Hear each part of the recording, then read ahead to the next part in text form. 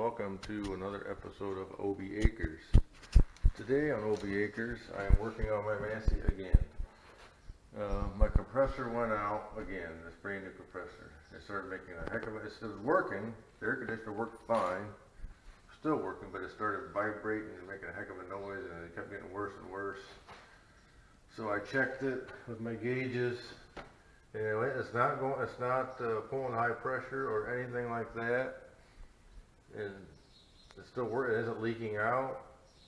It's just making a heck of a noise, and I turn this and something's wrong inside the clutch or something. So I called, I bought it from Allstate's Tractor Parts.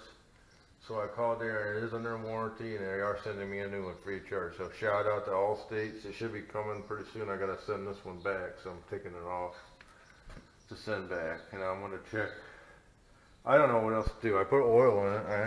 I charged it with oil. There's oil in it, and I put extra oil in it, and I put a new receiver dryer. I flushed it out and everything, and I say it worked great. It's working really good. It just started making a noise. It was terrible. It was really bad. But I'm going to take the top off and check the expansion valve. I guess I'll replace that too. I don't think that's the problem. I don't know what the problem is, but anyhow, that's what I'm working on today. I'm waiting for the other one to show up. It should show up today or tomorrow. Then I got to send this one back. So I'll show a little video of this. I really ain't got to show, but I'll include this with when I install the new one. I just want to take some video of this. So here's the expansion valve right here. It's this little doohickey here. You got your capillary tube that the temperature sensing, and like I say, I replaced it. I think I'm just going to replace it again. I don't think it's bad, but I'm going to take it apart. So I took this expansion valve out, and it looks fine. I don't see anything wrong, but I ordered a new one. They're only 30 bucks. Might as well replace it that way. I know nothing's wrong. Everything looks fine in that thing. So hopefully this is the last time I got to work on that for a long time. So I've always had good luck with that air conditioner, and I think something happened with the clutch in that. It's got a hell of a gap now. Here's the compressor I just took off. It's brand, just put it on, but you can see there's a lot more gap there than there should be. It just makes a heck of a noise when you turn it over.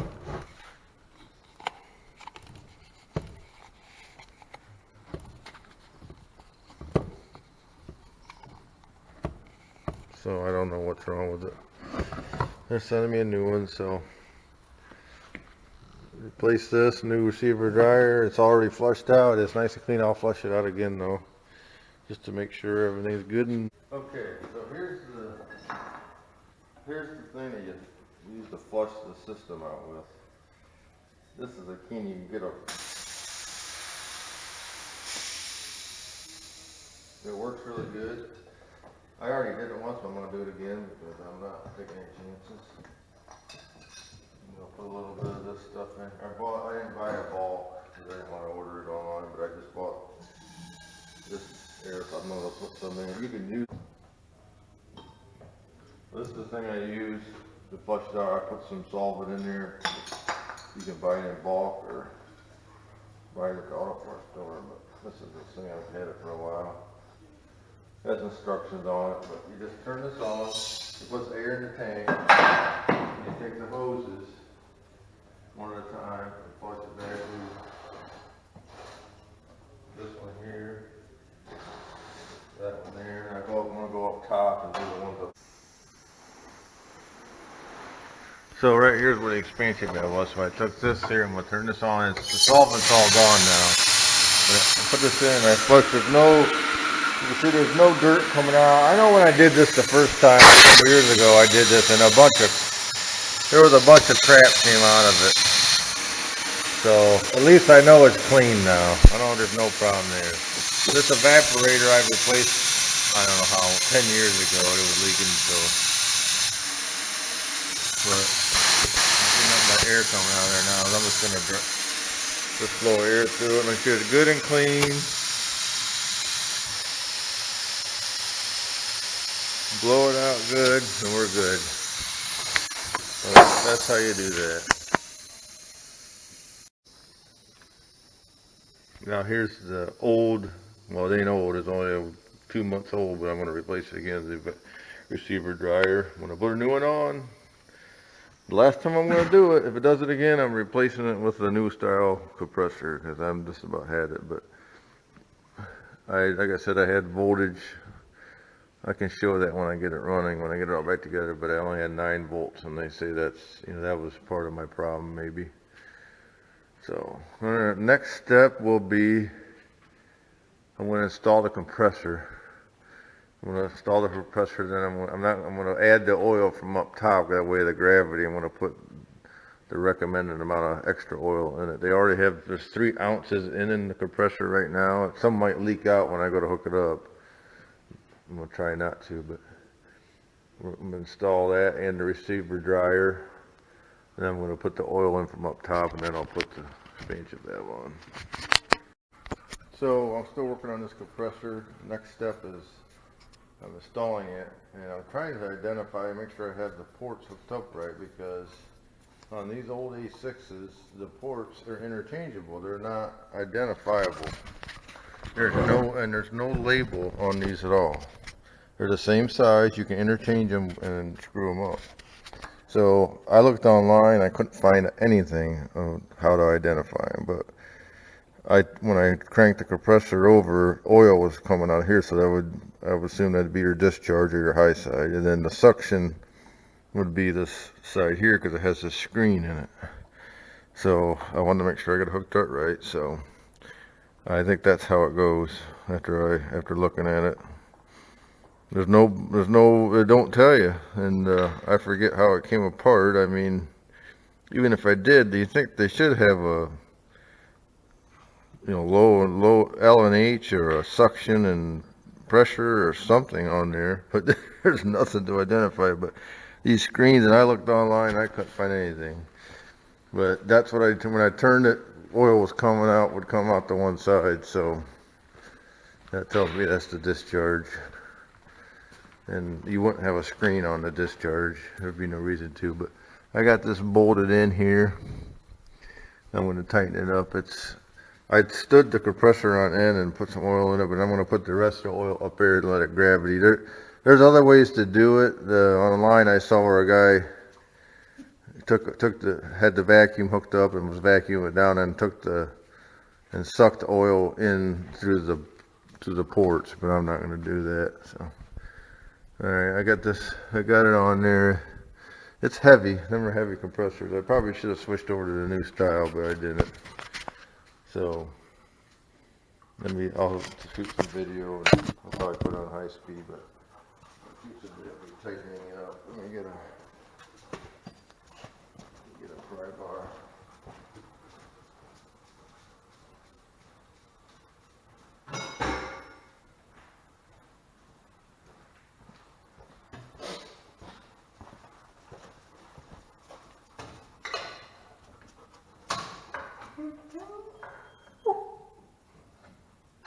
What's the matter, man?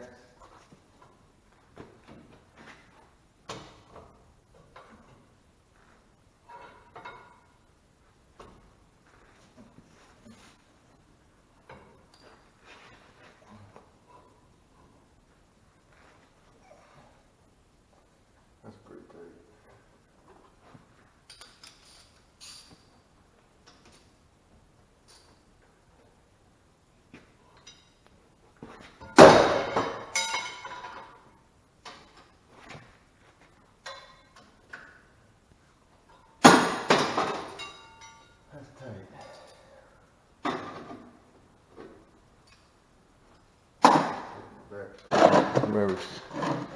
Here's my receiver dryer. Put that in. I gotta get a screwdriver.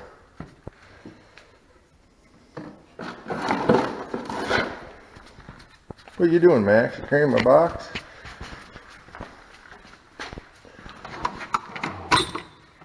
I don't have any good screwdrivers in there.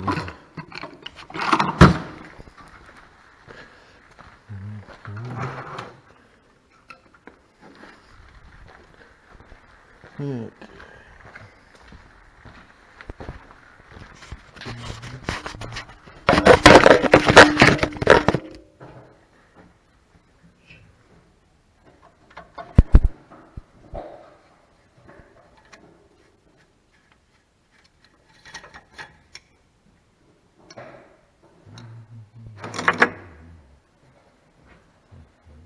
don't have an arrow on it. The other one did. Jeez. Won't even tell you which was in or out.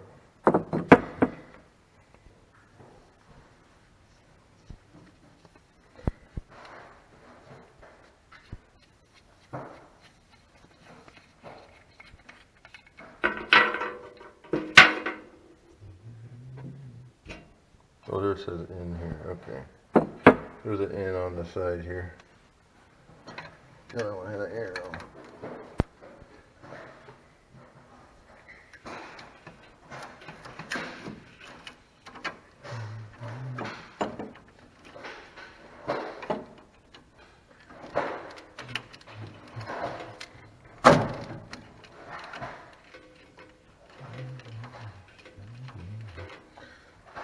Screwdriver, tighten this up. Max, what are you doing over there?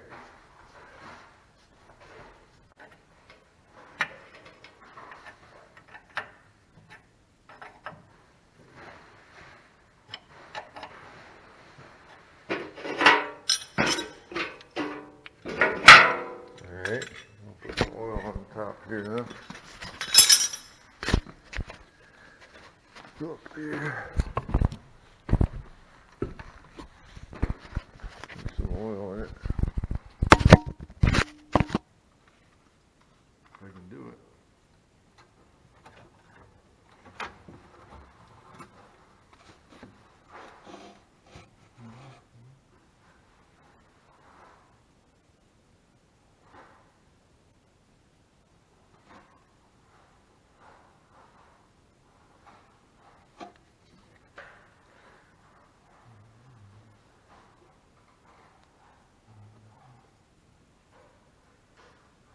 Let it drain down every time.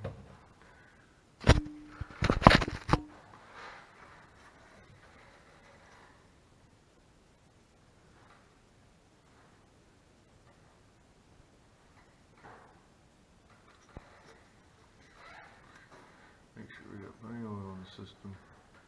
This is what they recommended to use in this system.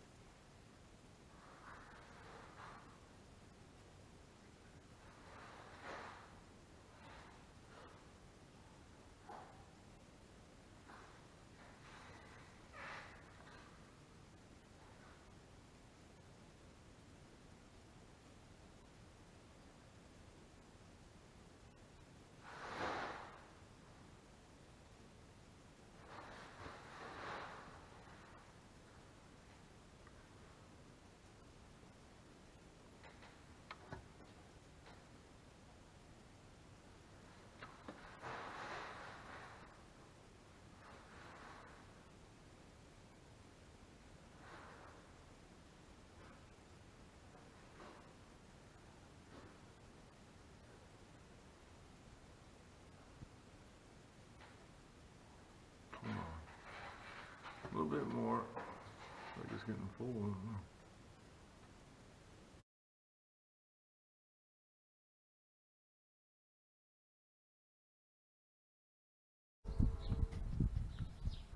Okay, tractor not running, so nothing's on. Our pressures are equalized at 80. Well, 80 on the low side. Well, wait a second, I gotta close these off. 80 on the low side. Yeah.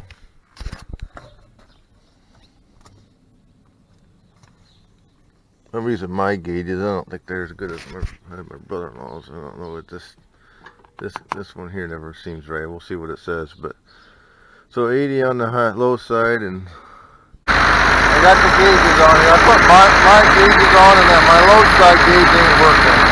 So I just got these from my brother-in-law. He's a retired mechanic. But no, this is not running. It's equalized at 60, a little over 60 psi on both sides. So I'm going to turn it on and see what we got.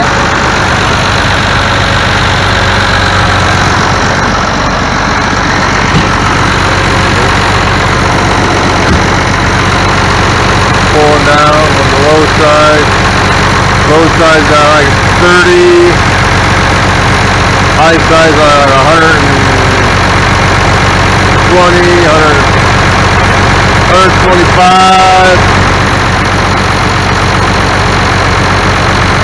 We'll rev it up and see what we got.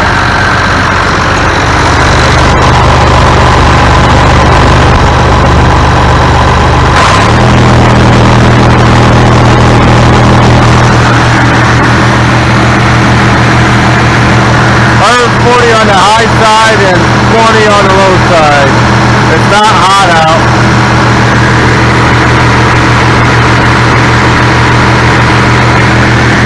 Temperature inside the cab. Blowing cold air. Nice and cold air. So that's where I'm at. The pressure's not making it, not even pulling hard. Down to 50.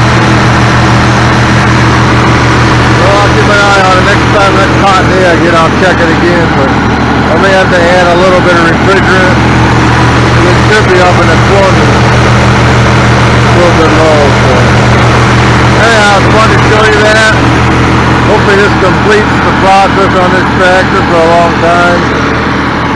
And I hope this video helps you in some way.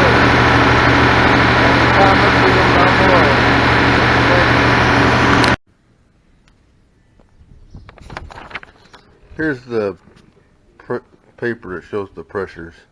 So it's not even 70 today, I don't think. It's maybe right at 70. So it should be 25 to 35 and 135 to 155 on the high side. High side was good, the low side was a little low. So it might need some more refrigerant, we'll see. Yes, last night when I checked it was at 85 degrees outside and it was right at the 45 to 55 and the 225 to 250 psi on the chart here. So this chart's kind of nice. I never looked at one of these, but and down at the bottom it tells you interpreting the pressure readings. In range, AC is working properly. Low, if both sides are low, add refrigerant. If the low pressure is low and the high pressure is high, needs service, possibly a blockage in the expansion valve or orifice tube. And then if it's high on the low side and low on the high side, needs service, possibly faulty compressor. If it's high on both sides, the system is overcharged. Slowly remove refrigerant. So that gives you a pretty good idea, but I think mine's working really good. If nothing else, I might have to add a little refrigerant if it's not cooling properly, but we'll keep an eye on it. So